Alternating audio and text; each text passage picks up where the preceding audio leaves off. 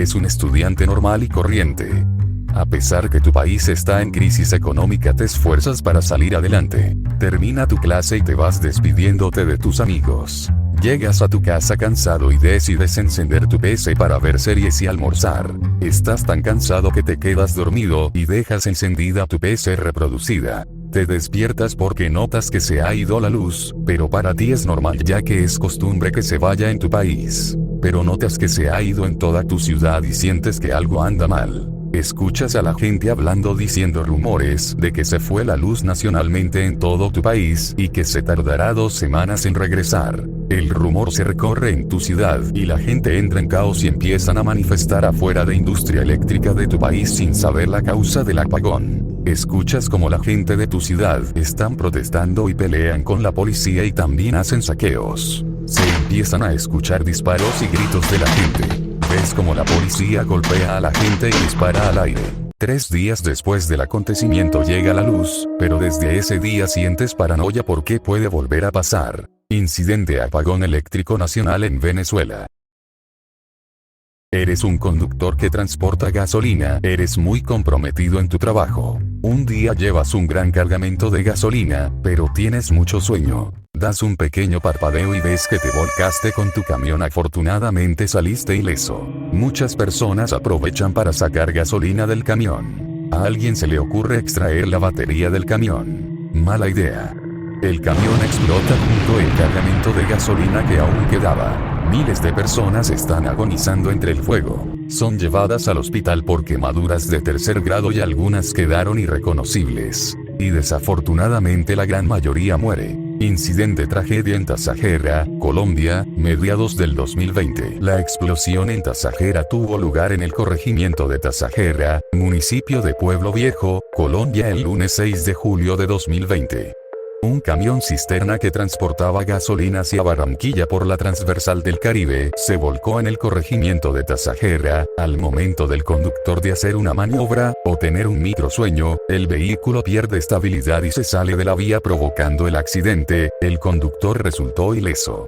Algunos de sus habitantes aprovecharon la situación para saquear el combustible.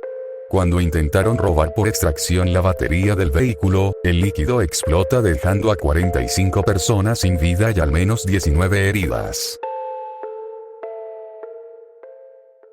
Eres un joven de 20 años que vive en el estado Vargas, Venezuela. Es de noche y hay una fuerte tormenta entre Vargas y la ciudad de Caracas. Ves las calles un poco inundadas, pero no le das importancia y te vas a dormir.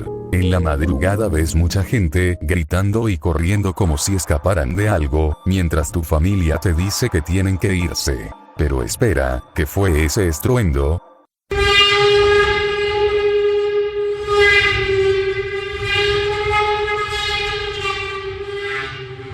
Ves una gran avalancha de tierra, lodo y piedras del tamaño de un auto bajando desde el cerro El Ávila. Quedas enterrado bajo los autos, la tierra y las personas. Por la mañana logras salir y ves todo destrozado, piedras de 3 metros y cuerpos por todos lados. 15 de diciembre de 1999. Incidente desastre del estado Vargas, Venezuela.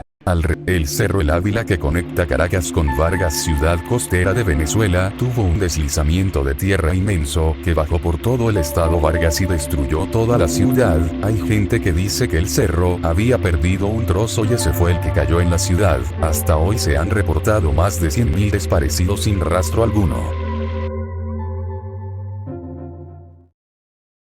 Eres un adolescente con esquizofrenia. Pruebas por primera vez diferentes drogas. Te das cuenta que las sustancias calman las voces de tu cabeza. Necesitas dinero para tus drogas. Decides pedirle a tu abuelita dinero, pero esta se niega. Entonces, vas a la cocina, tomas un cuchillo y te diriges hacia tu abuela. Le clavas el cuchillo varias veces. Recuerdas que tu mamá se estaba bañando y te diriges hacia ella y le haces lo mismo. Ves a tu hermano que estaba sentado en el sillón y vio todo lo que pasó. Intentas atraparlo, él se sale de la casa y empieza a gritar que lo ayuden. Pierdes a tu hermano y decides no regresar a tu casa mientras tu hermano cuenta todo lo que pasó y llegó la policía y tu familia. Eres encontrado por la policía a 2 colonias de donde vives y eres encarcelado. Incidente. El caso de Genaro Iván Sánchez Hernández. Contexto. Genaro era un joven que solía contar que escuchaba voces. De repente un día, probó distintas drogas, principalmente marihuana, lo cual él contaba que hacía que las voces se callaran. Un día ya, le pedía casi exigiendo a su abuela dinero. Esta, al saber para lo que lo quería, se negó y Genaro la apuñaló varias veces. Luego, se dirigió al baño que estaba su mamá. Su hermano, que estaba sentado en el sillón, vio todo y se intentó esconder. Cuando Genaro lo encontró, él se echó a correr. Nosotros, sus vecinos, pensamos que estaban jugando porque siempre se divertían corriendo y así. Aparte, su hermano nunca gritó nada. Cuando el hermano de Genaro regresó, contó todo. Llamamos a la policía y a Genaro lo atraparon en la colonia Colinas del Sur, más o menos a 2 colonias de donde vivíamos. Sales a comprar suplementos alimenticios para tu hijo. Ves que hay una lata de leche en una estantería, así que la tomas. Llegas a tu casa a prepararle la leche a tu hijo. Pasan unos días y ves que tu hijo se empieza a poner mal. Piensas que tiene solo dolor de estómago, así que decides darle algo para que se cure. Ves como la salud de tu hijo empieza a empeorar, así que revisas el suplemento que le compraste a tu hijo. Ves que tiene altas dosis de melamina. Vas al hospital para que atiendan a tu hijo, pero ya es demasiado tarde. Ves con horror como tu hijo acaba de perder la vida por una leche que tú mismo le compraste. Incidente: la melamina en la leche Sanlu 2008, China. Contexto: cuando los trabajadores de la leche Sanlu no podían vender la leche porque estaba en mal estado, decidieron ponerle melamina para así de esta manera elevar su nivel proteínico y poder venderla. Al cabo de unos días se confirmó que 300.000 jóvenes fueron intoxicados con la leche contaminada. Al final, la empresa tuvo que pagar 902 millones de yuanes en gastos médicos más otros 50 millones de multa, y fue así como la empresa se fue a la bancarrota. Los ejecutivos de la Sanlu fueron sentenciados a cadena perpetua y los que trajeron la melamina fueron sentenciados. Eres un hijo de una familia aparentemente normal que se acaban de mudar a Wisconsin, Estados Unidos. Tus padres te dan una infancia muy normal y feliz.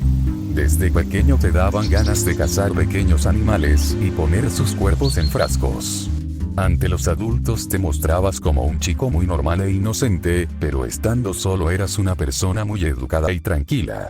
Cuando llegas a la adolescencia, tus padres se separan. Eso te lleva a perderse en el alcohol y eso aumenta tus pensamientos más perversos. Pasan las semanas y mientras andabas de noche por la carretera, encuentras a un joven estudiante pidiendo un aventón. Ves la oportunidad que siempre esperaste, lo llevas engañado a tu casa. Una vez estando allí, lo ejecutas y partes su cuerpo en partes para tirarlo en bolsas. Mientras ibas a deshacerte del cuerpo, 2 agentes te paran, les dices que llevas la basura y por el fuerte olor, te creen y te dejan continuar el camino.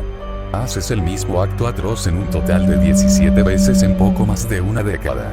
Por fin logras ser arrestado, lo confiesas todo y te llevan a una cárcel con un total de 5 cadenas perpetuas. Una vez en la cárcel, te encuentras en una pelea con otros presos y finalmente mueres con una barra de pesas, mismo objeto con el que realizaste tu primer asesinato. Incidente: el carnicero de Milwaukee, 1980, Estados Unidos. El carnicero de Milwaukee era una persona con pensamientos muy atroces y perturbadores. A pesar de haber tenido una infancia muy normal, se dice que sacaba fotos de sus ejecuciones y practicaba el canibalismo. En julio de 1991, una de sus víctimas consiguió escapar del apartamento de Jeffrey el caníbal. Fue rápidamente a la policía. Cuando los agentes entraron a la casa de Jeffrey, encontraron un centenar de fotos de cuerpos mutilados y partes cortadas en la nevera del sujeto.